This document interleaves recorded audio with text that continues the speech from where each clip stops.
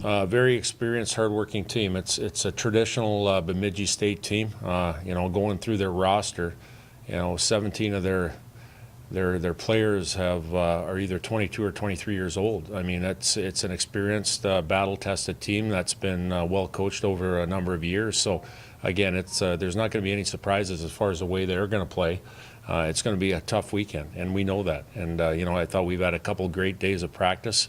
Battled hard in practice and worked on some things. So again, our guys have been talking about it in the locker room, and it's a team that we know over the past few years on how they play.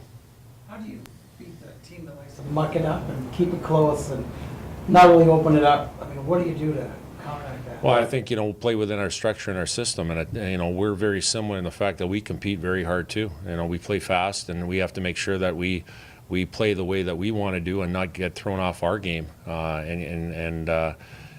We have to make sure that we play a consistent game of 4 lines and 6 defensemen that constantly go out there and play within our structure. And again, like I said, they're a team that's had success early on, so have we, and we have to make sure that we're playing in our building and we want to play the way we want to play. On the flip side of things that you need to improve, what have you seen that you've liked in the first 3 games? Well, I think we've seen some chemistry between some lines and some deep pairings as far as trying to have success with play with the puck. Obviously with Janet Tweenan and Hoff, having success, and we're going to have it because that's the way we had success last year is depth. We're not a one-line team. We got to make sure that everybody's chipping in and doing it, and that's what we need to do in the future here in order to have more success.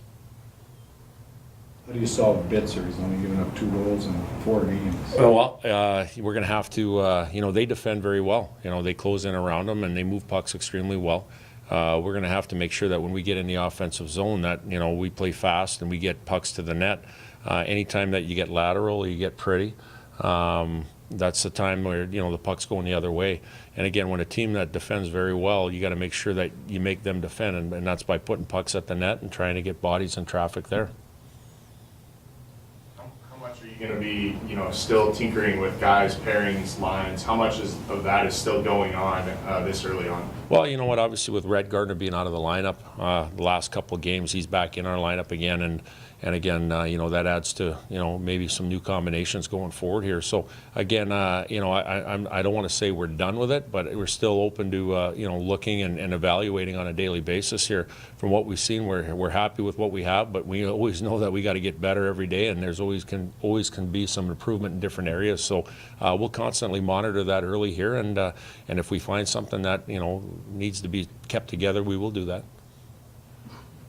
Have you been impressed with what you've seen out of this freshman class so far, and your underclassmen specifically? Yeah, you know what? I think they did a good job, and it all starts with coming in the summer and working out and going to school and knowing what our culture is all about, so that in the fall you hit the ground running. And we demand a lot or expect a lot from our freshmen coming in, and you can see that over the past few years that they've been an impact in our starts and in our group throughout the year. So yeah, you know what?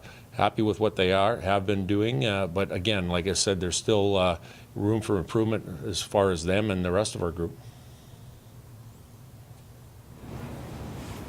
Anything else? Thank you, Brad.